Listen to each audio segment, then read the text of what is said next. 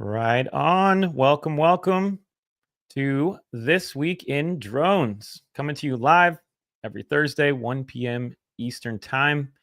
I am joined today by two of my wonderful friends in the industry and brilliant minds that have been part of the drone and AAM and counter drone and all sorts of aspects related to drones for many years now, and have seen all the turns and tides and ups and downs of the industry. So I wanted to bring Abby Smith and Ron Leach to a conversation. And Michelle Duquette was not able to make it with us. Keep her in your thoughts, but she, I'm sure, will chime in where she can. But and you'll see her again next week. But we'll be missing her voice in this conversation. But with that said, thank you to CUAS Hub for powering this week. We did a special green room episode with Ron. We just recorded it a few minutes ago to get his background in the industry and some of his initial hot takes on the executive orders that just hit. So be sure to see that in the next couple of days up on cuashub.com. Thank you, Ron, for doing that.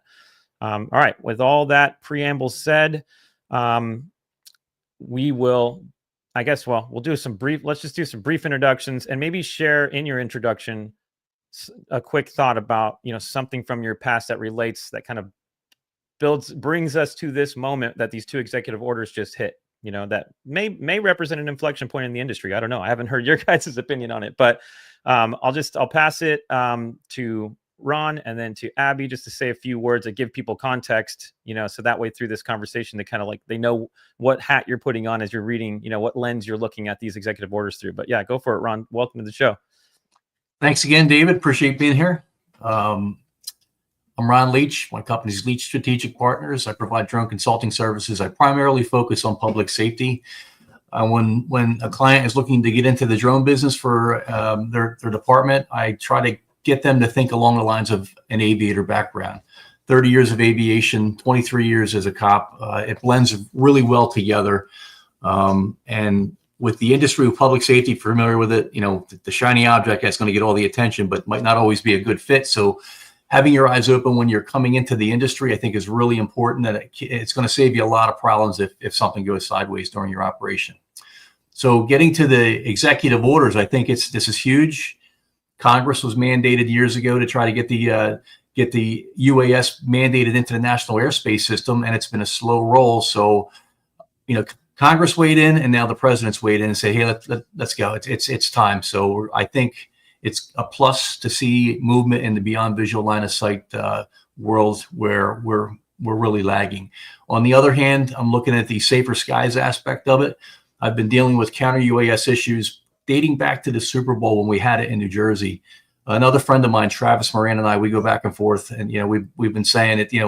Saying "I told you so" when a drone incursion happens and there's a problem is not really an appropriate response. We want to make sure that we're tackling the issue. How do we solve this problem? And make the public safe. Wonderful, Ron. Well, I appreciate it. So you'll be able to reach into that law enforcement background and the aviation side of things as we go into this conversation. And folks, we are live. Send in your comments, your questions. Even if you're listening now and you want to get started with the comments. Maybe make a few statements. I guess for each of these two executive orders, if you've read them, there's a counter drone one or a drone security one. And then there's the advanced air mobility, using drones for good. So curious to get your initial opinion, even in a comment, do you love it? Do you hate it? Is this the best thing ever? Is it an inflection point? Is it going to slow us down? I mean, give us your initial thoughts. Abby Smith, I'd love to hear your background as we deep dive, these executive orders so that folks know where you're coming from, maybe the hat that you'll be wearing, the lens that you've read these through. So, hey, David, thank you for inviting me to join you. And Ron, it's nice to see you. So where did I come from? Well, 58 years ago today, I came from my mother. So I can't think of a better way to celebrate my birthday than to only seen two of us, Steve. Oh, sorry, Abby. I think the internet glitched a little bit. Do you see everybody again, Ron? I see you and I. Oh, weird. You don't see me. I'll pull you off screen and back on, Abby. All right. So wait, I think you just said it's your birthday today. Is that right, Abby? Yes, it's my birthday. Okay. So this is a great way to celebrate. I'm not hearing. Sorry, Ron. Hang tight. For some reason, I can hear it. Maybe can you drop out back off stage and then come back in? Maybe. Sure. Who, me? And see if that works. Oh no. Keep going, Abby. You're good. Okay. All right. Okay, cool. So anyway, as I was saying, and hopefully it's not my internet, but it could be. Who knows? I can't think of a better way to celebrate my birthday than to talk about the really important policy issues that were really seen front and center that these executive orders have really punctuated. So I told you about like 58 years ago background, but let's go more contemporary. 35 years ago, I started as an air traffic controller at FAA, and I've done several things, including accident investigation at NTSB. My heartfelt sympathy and support to the survivors of the people that were lost on that Air India flight today, and Godspeed that we find out what happens. And this kind of brings us to the aviation safety part of drones. So I've been involved with charting and airspace and lots of different things and training over the course of my career, and did a lot of policy development. I was the deputy executive director for the UAS implementation office. So, as we talk about these orders, the Beyond program, talking about waivers, exemptions, this is all near and dear to my heart. And right before I retired, I was the FAA chair of the UAS Detection and Mitigation Aviation Rulemaking Committee, which was talking about how we responsibly bring things like detecting drones, and then if we need to interfere with the operation of a drone for purposes of security, how we do that responsibly in civil airspace. So really cool to see between the two executive orders all of these policy issues that I've been working both in my career as a federal executive at FAA and then more contemporarily as the CEO of my consulting firm, Andrew Smith Solutions. So anyway, Wonderful. great Excellent. to be here. All right. So we've got a great history, including a lot of time at the FAA, specifically working on airspace, working on security, working on the NPRM and all those facets. So everybody, again, we're live, so feel free to chime in with thoughts, questions, and comments. And actually, we've got a special guest caller as well, Bobby Sakaki. You can hear me out there. I just pulled you on stage. Hey, How you doing, brother? Hey, good to see you. Hi, nice to see you all. I'm Yeah, good. you too. I'm well. I was just at a defense industry event here in Utah. They were also discussing the latest executive order and what many people think it means for manufacturing in America. So yeah. Very interesting. And I know we only have you for a short time calling in, so maybe we will. Let me pull these up on stage. Everybody can see that. Okay, so we've got two executive orders, and then I think what we'll do, Bobby, since a lot of folks know you out there, even on your social media presence as well, related to creating a U.S. drone industrial base and all sorts of elements related to how to build drones and configure them and who all the manufacturers are out there, and all things drones, right? And I thought you'd have a really interesting perspective on the aspects of especially unleashing American drone dominance when it spoke to building a drone industrial base here in the U.S., what that means. And so anyways, just kind of give people context on that. I'll just mention the two before I kind of pass it in for conversation. We have Restoring American Airspace Sovereignty, and it was June 6, 2025. And also on June 6th, Unleashing American Drone Dominance. And so this one, the drone dominance is a little more focused on advanced air mobility, the whole drone market in general. Restoring American airspace sovereignty is more about security, counter UAS, protecting large venues, protecting critical infrastructure, prisons, ports, airports from the potential threat that drones may pose. So with that said, Bobby, since you're dropping in and calling from in the field, I just wanted to give you a shot if you have any initial comments on. No, I appreciate you. Thank you for the opportunity. Yeah, sure. whenever I have a moment and I see you live, I tune in before like a call or something else starts. You guys provide very good insight on counter UAS and a lot of things that you guys talk about. So it's appreciated. We need more thought leadership. Same with the rest of the folks on this call. Appreciate it, Um, bro. I'm enthusiastic in some ways about this. I think that that's not too political. Um, US government, both this administration and the last, are a little bit disconnected from the technologies related to UAS and mobile robotics related to the defense sector. One of the things, probably the biggest takeaway from this is, first of all, I think everybody thought it was going to be like a DJI ban, which ended up not being. That's like one takeaway. Realizing how long it's going to take to ban DJI is probably the second. The third is that this executive order gives some preferential treatment towards drones manufactured in the United States, or which we still need to interpret what that means, whether it's components sourced from here or just drones manufactured here. This does two things. I think it limits some of the really great technology that's being built outside the United States that is actually, unfortunately, better than what we're building here today, right, in the short term. I think it also kind of ignores the fact that it's going to take probably a generation to start to build like high-tech products like drones, like cell phones and others in the United States at a scale and at a quality and a reliability that is comparable to folks overseas, let alone in China. Um, and it makes a lot of assumptions. So I think a really good example is like, so the Parrot drones, right, makes pretty good product. Many have speculated they likely would have won SRR if they were an American company. This executive action, I'm concerned, puts some somewhat translucent barriers for vendors outside the United States who make really good product.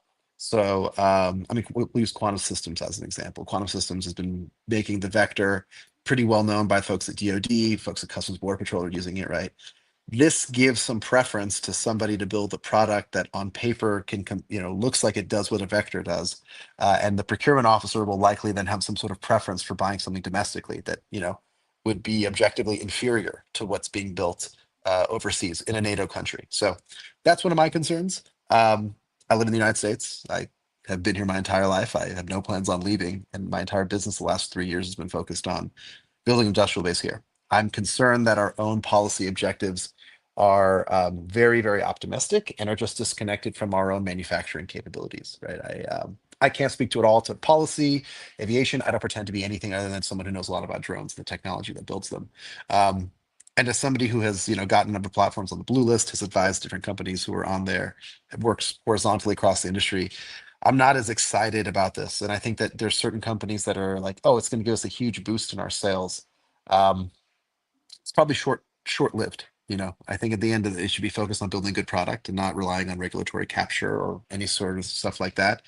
And just building what works, because at the end of the day, when it comes to keeping this country safe, we need the best tools available. And right now, I don't think we make them, all of them, when it comes to drones. Right, like Black Hornet 4, for example, the Nano one by FLIR, exquisite, incredible, probably tens of millions of dollars in IRAD just to build the camera, more than most drone companies have raised or do in sales. So we got a long way to go. Hopefully, this administration will put their money where their mouth is, and that there will be subsidies and actually investment in building out this industrial base versus being largely reliant on venture capital firms whose interests don't exactly align with the DoD's, right? Because VCs are just Sure. trying to make money on their investment. It's not the best solution or technology that wins. It's their company, right? So they'll do whatever they can to kind of stack the deck in their favor, and we're seeing Totally. that, and I think to the detriment of the warfighter. But Well said, I'll, man. Well, you know, thanks. Yeah, yeah. thanks for the initial comments. Abby, do you have a comment in there? And we'll throw in Yeah. Oh my some gosh, spice. Bobby, I'm feeling spicy because, as somebody that has spent the majority of my professional life in public service and with a very high level security clearance, I take some respectful umbrage with what you have to say, because there's a lot more than just what is technically the best product that we need to think about from a policy perspective. And I agree with you that there are some really great technologies out there. And I also think, as I read the order that talked about manufacturing and subsidies, that countries that are part of NATO, that are part of our friendly, are still going to have a significant competitive advantage And if they're the best product, they're the best product. I mean, having been part of federal acquisitions, it's not just, is it made in USA? It does have to meet requirements, and part of that is not just what does the glossy say. We do give the procurement people some credit. There is testing and evaluation done. So I hear you. I know that DGI has a great product, but given the fact that they're part of a nation state that is our declared enemy, I have big concerns that in the sector that Ron is most involved in with public safety, that we have public safety professionals using DJI drones that could be collecting information that's then used against us by an enemy state. So I promise I don't have a aluminum foil helmet on. It's just a different perspective based on our different professional experience. And I would love to talk with you offline and pick your brain and learn from you. Sure. I appreciate you. Thank you. Well, that's great. I love it. What do you think, Bobby? I mean, I think even if we don't, I will say something like people already know this. The people at venture capital firms writing checks don't know this, but DJI is so dominant and so far ahead of the rest of the competition, it shouldn't be worthy of a conversation. The idea is not how we build another DJI, is that how do we build drones that can do the job without DJI? Because the risk is that people just won't use drones anymore. They'll just go back to using helicopters. And I don't know. I use Google Earth. I don't have a government security clearance. I work with the people that do. And I would rather we have some technology, whether or not the Chinese have access to the public safety stuff, than none. And I think at the end of the day, it's just like in the short term. The big thing for me is actually not the Chinese. They're not even considered. It's really I use quantum as an example. I use the German, Taiwanese, Vietnamese, Japanese products, and there is procurement, right? But when every single requirement, boxes are checked, at the end of the day, it goes to country of origin. It's always going to be made in America. But then what really isn't thought of as like in procurement is overall like reliability, because most drone companies haven't been around long enough to prove that out. Most platforms haven't been around long enough besides DJI to prove that out. So yeah, Parrot is a really good example of a French company that I believe probably would have won SRR if they were an American firm. One of the reasons probably why they weren't. It's a company that has decades of experience, large engineering resources, have lost a shit ton of money building this. They're publicly traded in France. And the new UKR product that's going to get announced here in the next 4 days of the Paris Air Show, hopefully, you'll get to see. If it doesn't get sanctioned by America because of what France does to Israel, you'll see it be very, very disruptive. And I think you're actually going to see, as a result of those geopolitics, I already know, huge component shifts. And, if it wasn't for Qualcomm or NVIDIA, Skydio wouldn't be around. And if it wasn't for the number of vendors outside of the United States supporting companies like Skydio and everybody else on the blue list, we wouldn't have a domestic drone industry. Totally. So, Well, as the guy selling everybody the parts to everyone, I'm just trying to be honest here. I like it. I mean, I think what and I want to deep dive. There's a lot of points in these executive orders, so we probably will move forward on to the next topic. But I really appreciate it. I like the back and forth. And when I hear you speak, Bobby, I see that you're pushing for innovation, and just I like your comment about, hey, like, we don't need to try to replicate this other technology. Let's actually just purpose built. Let's build drones that are purpose built for the jobs that we need them to do, and let's build them really well, and let's test them well. And I think all that's really well taken. Ron, we haven't heard from you yet too much, and Bobby, feel free to stick around for a little bit. I know you only had a few minutes to call in, and if you have some more things to chime in on, feel free. But Ron, would love to just pass to you, see if you have any thoughts. In the introduction, we talked about your years in law enforcement, and a lot of focus especially in your past, on like the counter UAS side. And then in the last, 5, 6, 7 years, you've been working on enabling drones to fly higher and further, and all of that. So what's your initial take on these two executive orders, which I'll bring up again just for people's awareness, because not everybody has had a chance to deep dive these. We've got Unleashing American Drone Dominance, which Bobby was speaking to in detail, at least one aspect of it, which is the drone industrial base. But there's also, enabling drone as first responder, enabling drone deliveries, integrating drones into the national airspace. I want to hear Abby's thoughts on that and yours as well. And then the other one, that's restoring American airspace sovereignty. That's the sort of counter UAS drone detection, protecting critical infrastructure sites.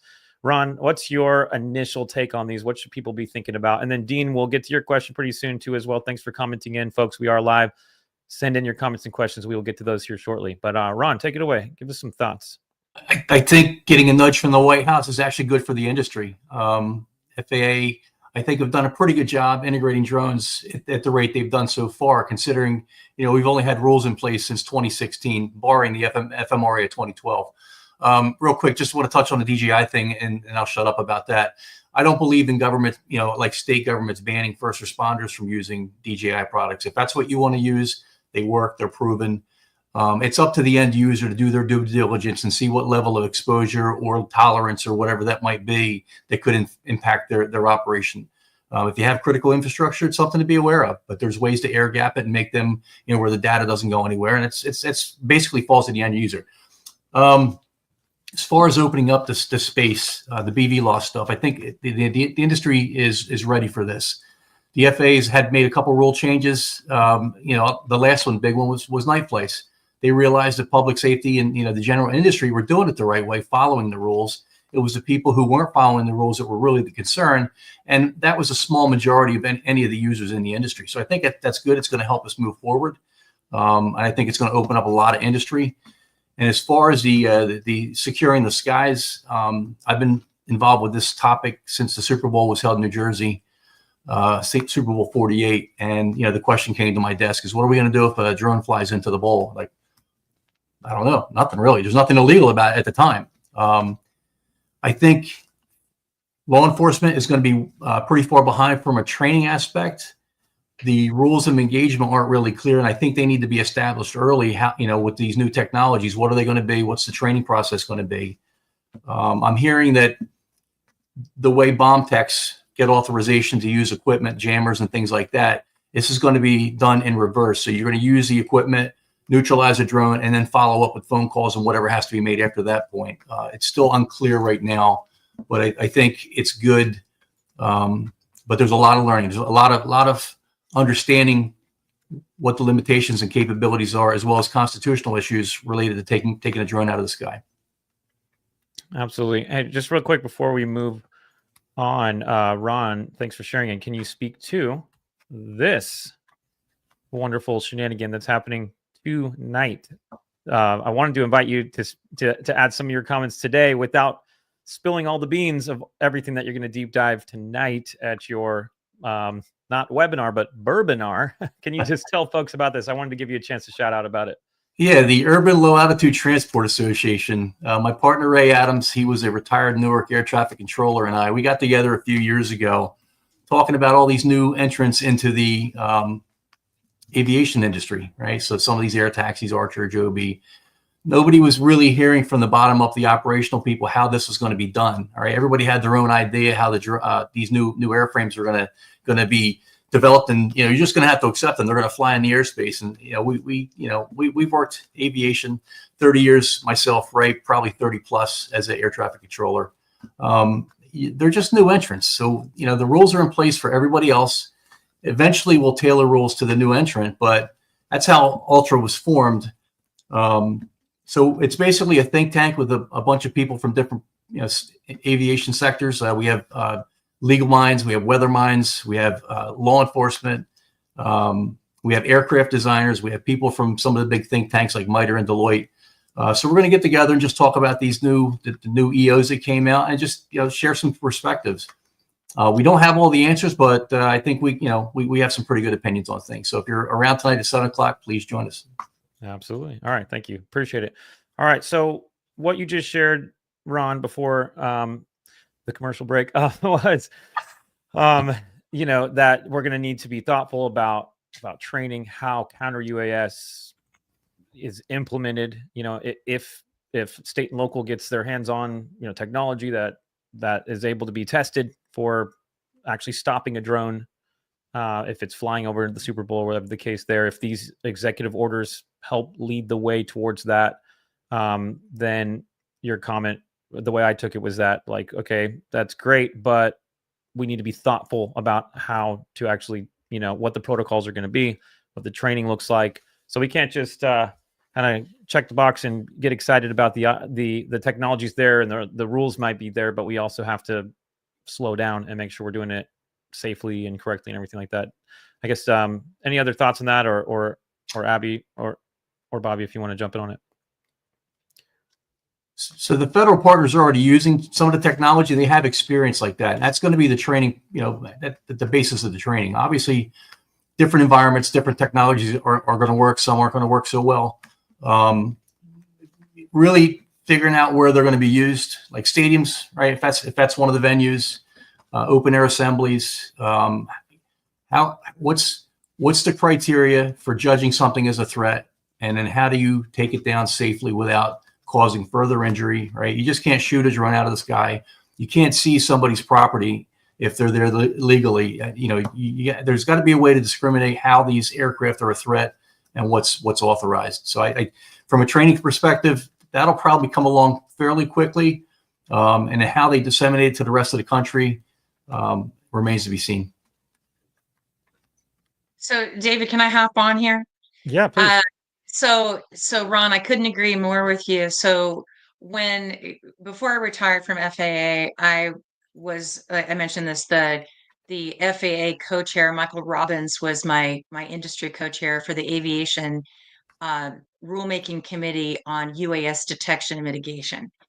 And we one of the constructs of how we took 56 different entities from as varied as drone manufacturers, counter UAS manufacturers. I know Echodyne was a company. We had the American Civil Liberties Union, we had NFL, we had MOB, we had advocacy groups, we had Air Traffic Controllers Association, we had Pilots Association. So we really took a broad brush at societal interest, even like the Council of American Cities. So that these are all people, and of course, drone responders was on the council. And so we took this use case look at critical infrastructure. Is this a prison? Is this a stadium? Is this a airport? We looked at different use cases because one size fits one size not all, to your point. And there was a huge aspect about training and doing this consistently. So tying this back, David, don't worry, I'm going to get back to the executive orders. As I was reviewing these executive orders, I was heartened to see that the administration took seriously influencers who had been a part of making these public policies around how do we responsibly bring this in so that the cure is not worse than the disease. Because sure, we could, to your point, use a lot of energy to remove a drone, but if we're doing that over the stadium, is that really the smart thing to do? Right? Or if we're doing it at an airport and we interfere with critical RF signals of large aircraft in those critical elements of flight, that's not the best plan of action when you think about the risk base. So one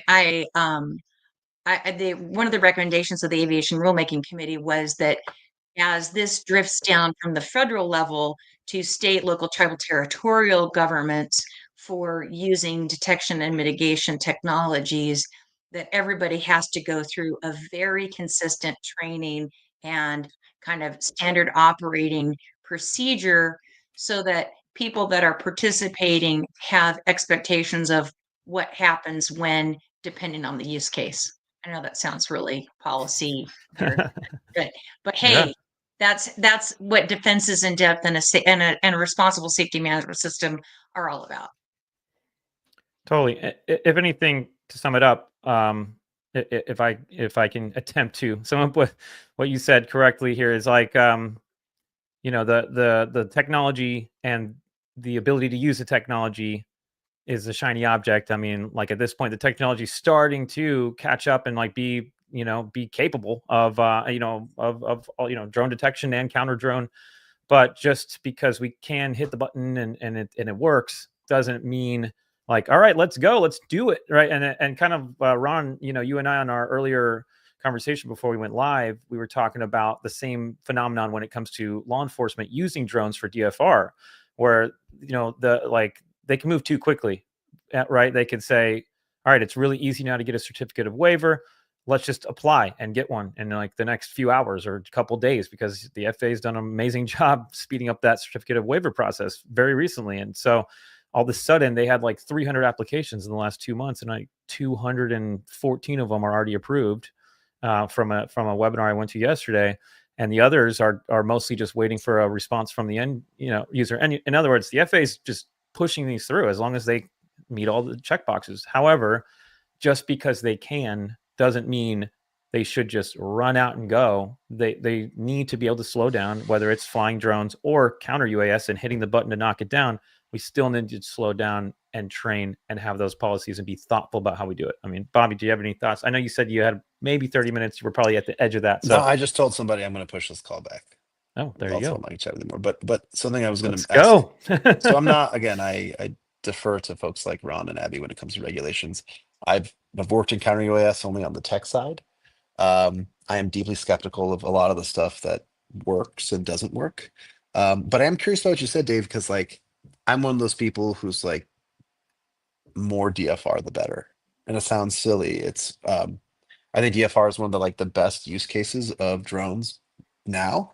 There's this one, people hate drones. Either you love them or you hate them. They're very polarizing, right? But when you get in a car accident and a drone with a speaker is like, hey, this is the police, stay calm, help us on the way, that immediately changes your perception. Or someone was in an accident, they're like, hey, a drone came and told me that help was on the way, and then it showed up. I called the police. I had an incident that occurred. It took them 55 minutes to respond, to the point where I actually fell asleep, and they called me and they apologized about how long it takes because they're understaffed right now. You could not pay me to be a police officer, with respect. The amount of work, first of all, Ron, thank you for your service, but holy shit, the amount of cognitive load these people have to do a job that is thankless, in my opinion, underpaid, and is wild. So when you look at technology, it's why Axon is so successful. They make technology that reduces, the need for people and also that cognitive load. I'm okay with more DFR as long as you use the right tech that's proven as safe, that has like the right airworthiness. You have parachutes, you have certain capabilities, and for me, it's largely because of the perception of drones. You have one drone fall out of the sky and hurt somebody from a DFR project, it's going to hurt DFR nationwide, right? And it's just, people love to, we live in a very polarized world where we love to, I made the mistake too, and on my social media, we love to point and highlight the faults of single outliers versus kind of looking at like the broader good. And drones have a great purpose.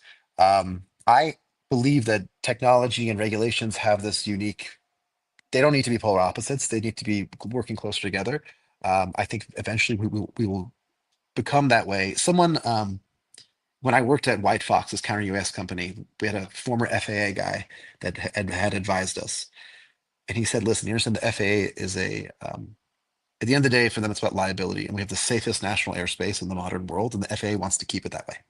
So we're not going to take any risks to fuck that up. Excuse my language. I'm not trying to be profane.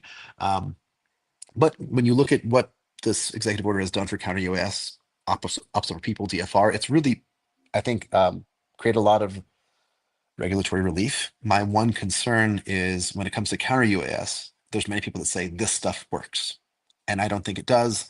And you have people, I had a conversation literally on my way over here to take this call about someone who was laughing at these shotguns, and everyone's like, oh man, we did a test. He works for a drone company, and we did a test in an Air Force base with shotguns against drones, and like it was basically useless. Like, good luck trying to aim and hit this. Basically, if you're being chased, it's a last ditch effort, sure, but as a first line of defense, no way. And then the question comes down to, should we be shooting drones out of the sky? And in my home state of Utah, the prior governor had actually given a little bit of more local relief, allowed police officers to shoot drones out of the sky. And again, this is with no disrespect to police officers. They follow the law, they enforce the law. The governor says it's okay. That probably means that they're going to do it at some point, right? But then you have to think of what is the right way to deal with these flying robots in our society. That's the conversation we should be having. And in my opinion, I'm not the right person to talk to, unless you want to talk about the technology that keeps them up in the air, keeps them more reliable and safe, allows you to manufacture them at scale. It's the rest of these two good folks on the call that I defer to ask about what's the right way to manage this airspace. And I think there's still a lot of people who think that they own the airspace over their land and over their own home and feel the need to enforce it, whether it's with a gun or or whatever have you. I think that there's a lot of people that purchase drones that think it's okay to fly over other people's homes. And I'm actually originally from Mahwah, New Jersey, Ron. So when I hear that you're from Jersey, I'm like, yes. But back to this New Jersey drone issue, right? That highlighted the problem that we have in our society. And I think that how we respond to that, again, I've actually followed both of you folks during that. You guys did an amazing job. Don Zoldi and others as well did really great job with their commentary, David Krause and others, about kind of clarifying what the hell this is. Because I'm sure everybody, all three of you, your phones were blowing up when that was going on. And all I could think of was like, someone is going to get fired over this, and something was broken, right? So at the end of the day, I don't feel qualified to talk about the regulations. I can only just speak to the fact that the technology is early. It's 1995 when it comes to computers. We haven't reached the iPhone moment yet where it's going to get crazy proliferated. And what we need to do, just like, again, to protect children with social media, we should probably have some laws in place to protect society from when these drones do fill the skies in the way that many of us have pitched venture capital firms, will happen one day. A lot of stuff there. That's great. Yeah, that's great. Abby, it seemed like you had some thoughts on that. Yeah, Bobby, I absolutely agree with you. I think that the use case for public safety is perfect. And I think that the responsibility that everyone on this call and everyone that's associated with the drone industry has is to educate the public, educate and prepare and expose people to the positive benefits. If someone gets an organ, and by the way, just a fun fact, not so fun fact, about 60% of all organs get discarded because they can't reach the intended recipient fast enough because of supply chain. And that's because we're using piloted aviation and terrestrial vehicles for delivery.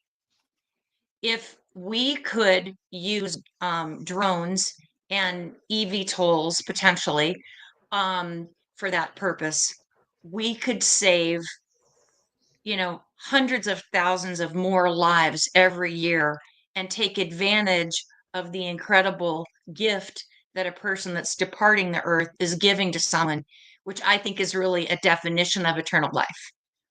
So those are the kind of use case stories that I think are incumbent upon all of us to talk about. And tying this back to the executive order, if I dare do that, I think one of the things that I want to stress here that again, having spent a long time in bureaucracy, executive orders are very different than law. That executive order, both executive orders gave absolute zero regulatory relief to anything. What they did was instruct members of the executive branch on what the administration's policy perspective is that they want people that are in the administration to follow. Only legislation is law, and regulation is a process of administrative law that furthers what Congress legislates. As for the governor of Utah, broke the law. The governor of Utah cannot and has no sovereignty to say what a person can do in the U.S. airspace. It's owned by the FAA, full stop. And that's a really tough concept for most people to get around. And I think parenthetically stated in each of these executive orders that airspace belongs to the U.S. government, full stop. I wish that there was an addenda that said, oh, by the way, this is federal property, full stop. And this is how we're going to behave with robots in that federal property. It's interesting. There's a couple more states that have authorized law enforcement to take drones out. I'm looking forward to seeing that first case land in court. It's really short-sighted, and again, the messaging is with drones. We're still getting the message out there to legislators about the positive uses that these robotics carry. Before I forget, Bobby, the Mahwah Sheraton was blown up a couple weeks ago. In case you didn't know. Really? Yeah, that's gone. Yeah. So again, I do a lot of first responder training, specifically public safety. I teach a lot of 107 classes, and when I come in there, I talk to my clients and say, these are aircraft operating in the national airspace system. You interfere with this aircraft, that's going to have the same penalties if you interfering with a full-scale aircraft. Maybe that's a little bit of an overkill, and possibly the law could change where maybe drones can have a little bit, be re-examined. Is this appropriate? A penalty for interfering with a drone, whatever that might be. I think some laws do definitely need to be updated. But we had a case not too far from where I live where a power company was doing inspection with a drone. Guy didn't like it flying over his property. He took it out with a shotgun. And then when he found out he was looking at federal charges, it was state police area. So the station commander was like, are you guys serious? Is there any way this bell can be unrun? It's like, this is what the guy's facing. It's out of state police hands. It's going to go to the federal level here to be investigated. So, awareness, it's a good start. We need to get some training in place, some awareness, public outreach, especially. Yeah. I don't think people know that, honestly, Ron. Like I can't tell you how many times I've heard people say, I'm going to shoot that out of the sky. Yeah. I mean, I literally have lost count. And I feel like a Karen telling them, hey, actually, not to be rude, it's a federal offense. Same. I think it's like 5 years prison, 20 grand. I'm not the guy that's going to enforce it, but here's the email that you would send. No, I get those conversations all the time now, because of the New Jersey drone sightings. Drones are now like the topic of the dinner table, much more often. And people have wild ideas about it. And you're like, okay, you want to talk about it? All right, it's a Pandora's box. Let's go. And people are shocked to hear what we're saying right here that we're all like well aware of. It's amazing. It's not always bad to be a Karen. So, I mean, I live in Utah now, so you can tell like this idea of, telling people they don't own the airspace over their land. Like people don't have the ability to process that. And I have had multiple drones shot at. I was living in North Idaho for a well-known drone company in the area. We had drones shot at. There's this big disconnect. I think you said earlier about like outreach. I think the question I have for you, Ron, is who's the right person for the outreach? Is it the FAA? Should it be POTUS being like, hey, for the love of God, people, don't shoot the drones? I don't know. I think there's a lot of organizations that they can come together with the same message. I often say the FAA started to take the lead during football games, putting the no drone zones up, and just media outreach that way. You've got police organizations, you've got teachers organizations. I don't think Brandon Youngblood mentioned it a couple of times. We get these groups together and get a unified message to say, here's what drones are, here's how they're looked at regulatorily, and how do you comply with them? Provide pathways. It's not about telling people no. It's about giving them a place to look for direction, for learn more information. Things like this, what David's is putting on, I think are great. Who knows who tunes into these? It's not just the same circle of people. It's just consistent messaging. Yeah, and I would say it's not a question of who. I would say it's everyone. One of the things that I think puts an unfair burden on the FAA, if I may say so, for my former colleagues, is the FAA is but one aspect of all this. I mean, so you're the CEO of UAS News, Bobby. You have a bully pulpit, so use it. And I'm just saying, and you can, I mean, you can interview me. I mean, we can all help each other. And I think one of the most powerful ways, if we really want to influence societal change, is to get children excited about it. Start in kindergarten and get them engaged and have programs where they're learning about that. They don't have to even be a drone pilot. They could be young people that are interested in AI. They could be young people that are interested in robotics. They could be people that are interested in art and photography. And you could find ways to involve that. And I have to say this because 25% of this webinar, more women have to be involved, and girls, because we're 51% of the society, and we're the ones that are most concerned about people creeping over our children. So find a way to get the women excited in a positive way, and it's a sea change. Because Uh-oh. Did you guys lose you? Okay. Sorry, Abby, you dropped out for just your last sentence or two. Sorry, you're going in and out. Hopefully you can hear us okay, Abby. I just want to clarify one thing when I said about the FAA. I thought that what they were doing during the NFL games with the no drone zone commercials, I thought that was great. It's just a shame they stopped. I don't. That's a perfect platform right there. You have a Sunday audience is glued to the TV. A budget issue, right? Okay. It's a budget issue, Ron. It's you. The FAA is not a PR firm. That's not the FAA's mission. And so when you look at the amount of budget that's available by federal appropriation, which is law, it's a very small piece. And so the opportunity is for people like Bobby and David with this podcast, and you and I through our social media and our influence to amplify those messages, to amplify and be additive, to get people excited. Totally. Well, thanks to I'm done. Bobby, I was able to pick up a drone recently for my 5-year-old son. He's loving it, by the way, Bobby. Awesome. You I'm glad. shouted out about it, and I grabbed it, got a little discount on it. It was great, thanks to you. And he's loving it. We're like programming it to, he's 5, right? But he'll fly it with the controller mostly, but then we're like programming it to go up and over and try to land it like from one plate to another on the computer, and just getting him into the whole thing you just said, Abby. I mean, 100% agree. But yeah, Bobby, go for it. Let me tie this in with technology, not to be a shill. So, guy who started that company that you purchased the drone from, he is not from the drone industry. He's actually he's like an executive from Spotify. Brilliant dude. Worked in the music industry for decades. But he has 2 daughters, and he was appalled at the lack of STEM products that were available. But hear me out for a second. This is, again, I am not, I have no professional relationship with DJI. I buy their products for personal use. We don't even really do any work with DJI from a business perspective. I used to work for Alta Robotics. The DJI Tele was one of the most impactful STEM products in the history of robotics, period, right? The way at $100 that it created a pathway for kids to get their hands on tech that historically didn't exist, really remarkable. This product that you've purchased, Dave, is the closest thing to that in DJI's absence. And I will give Skydio credit. Skydio has a program called Skydio for All. It's run by Mira Marquez.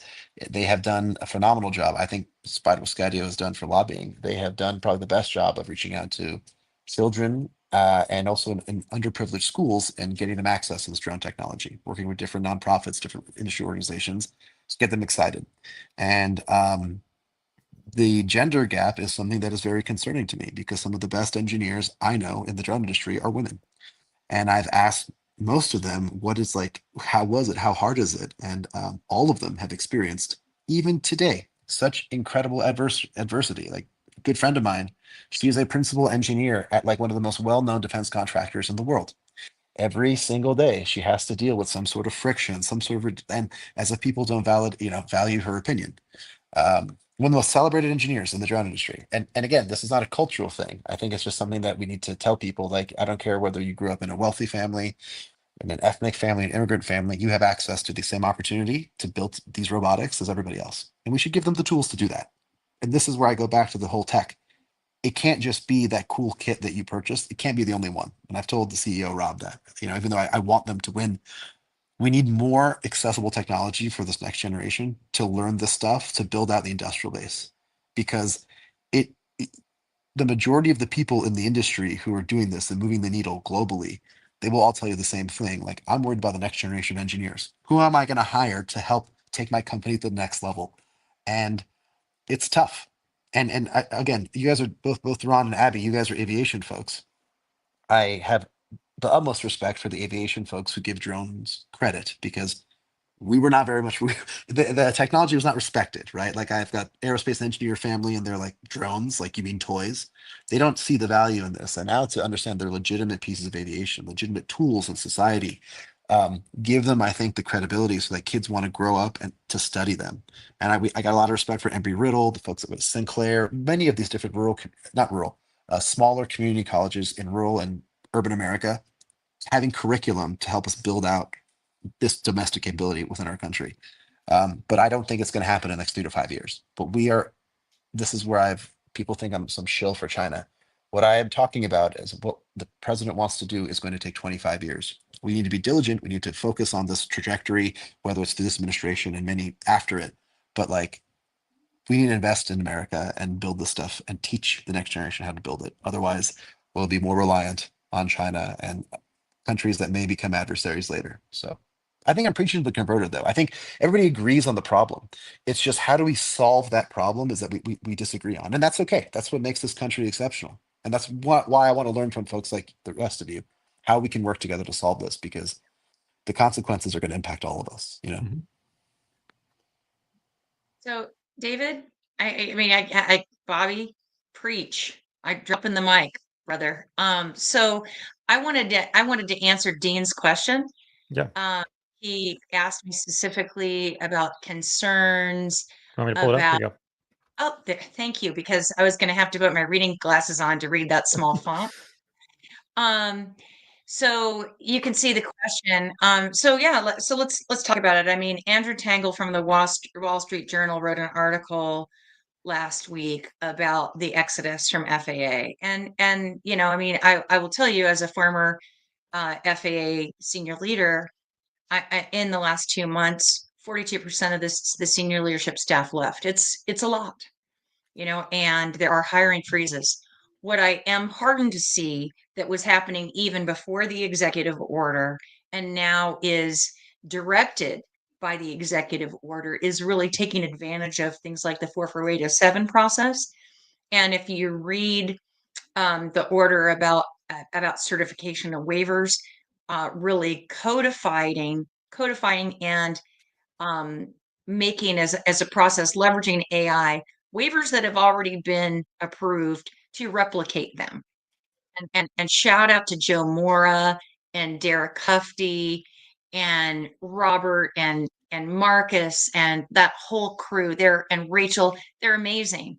And in flight standards, and they've really done a good job of turning the tide, because to Bobby's point, as aviation is a very specific community, and it was a tough adjustment to say that something that doesn't have a pilot, that doesn't go to school, that doesn't do flight training and make their way up from, you know, having to do side hustles at DoorDash or, you know, a fast food restaurant to survive while you're flight instructing. It was a tough pill to say this robot is doing this thing.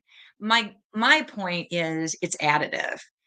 And so, Dean, there have been a lot of uh, departures, but I do think that the FAA, and I saw it before I retired a year and a half ago, and I've watched my friends and former colleagues really continuously enhance their process, and I'm proud of the courage it takes to do something differently in an organization that's taught to do the same thing, because that's a defense in depth for safety.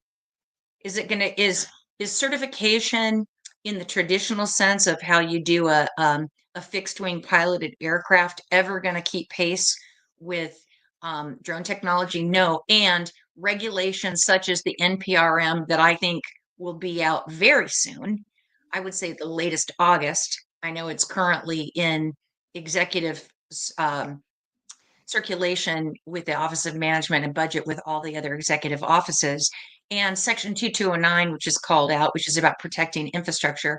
Both of these orders I worked on, and I will tell you, when they come out, when you see it for public comment, I hope that you feel heartened, and I hope that you understand that the way that the FAA is structuring their processes, at least what they were doing before I retired and what my former colleagues are telling me they're doing, that I've seen in action, is they're getting smarter and faster with waivers so that it normalizes processes to codify when these regulations finally come out. I hope that answers your question. You're welcome to contact me privately and message me on LinkedIn. Happy to talk with you anytime, and anybody on this call. Wonderful. That's great. I wondered if, you know, because we're getting to the end of the hour here, I wondered if you could specify, Abby, if you could help us understand what the executive orders do. You know, we kind of talked about how, you know, they don't codify new laws. They don't, you know, appropriate like additional funds today. You know, they don't have like some sort of, you know, so what is the role? What is it like a inflection point, you think, in the industry? Is it like just sort of like the CEO saying, here is the focus of this organization that I lead, and saying, I'm the executive, or, Donald J. Trump, President Trump saying, this is the direction the ship is going to move. I mean, but it pulled in all the things that you've been working on. It's like he kind of like encapsulated, here's all the good bits and pieces. And by the way, this is the agenda that, we are going to aim for. Like what exactly are they for, and what are they going to do for the industry moving forward as we close out? Yeah, David. So that's exactly what it is. So an executive order is not law, but it's the CEO of the organization saying, hey, everybody, this is the priority. This is what we're doing. And something he said, it doesn't appropriate money. I giggled because leading a large organization and understanding how tough budgets are. At the very last line says, and this will all be paid for out of Department of Transportation and FAA. Everything in these orders, and I'm like, oh my God.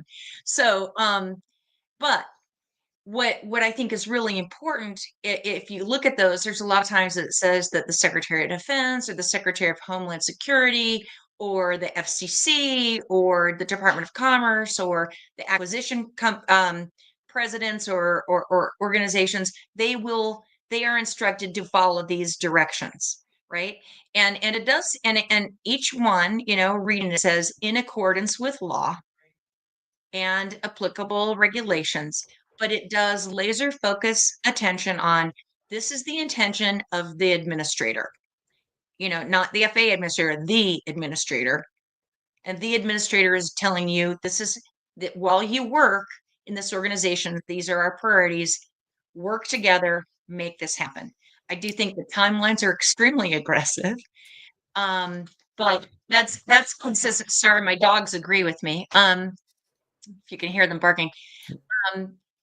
I'd appreciate the sense of urgency. I also know that there have been several laws with reauthorizations that have indicated that you have X amount of days, and sometimes that's doable and sometimes it's not, but it certainly provides laser focus and priority of what to do next for people that work in the executive branch of government.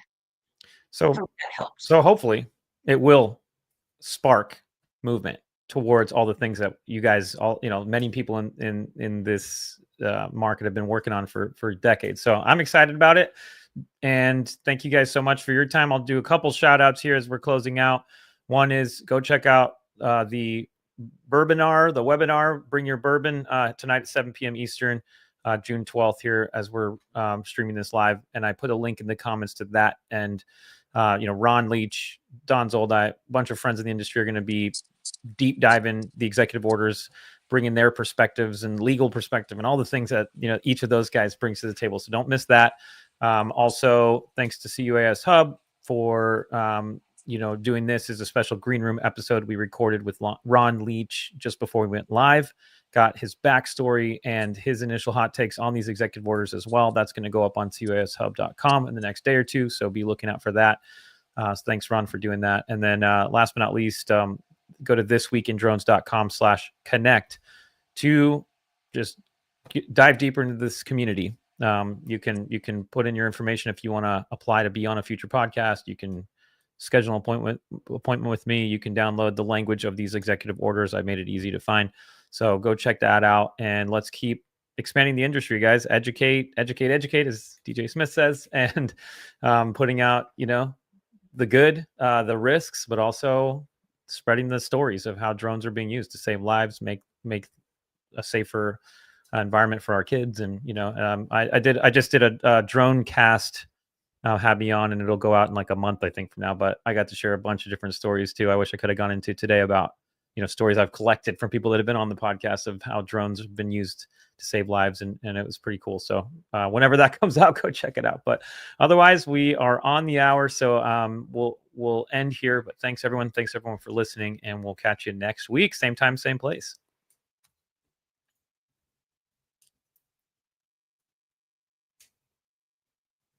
Did it end? No. It's thinking. Huh. Well, there you go. I guess we'll end there. I'll just we'll just leave the studio. I think I don't know if it stopped or not, but Thanks, guys. Good seeing you. You too.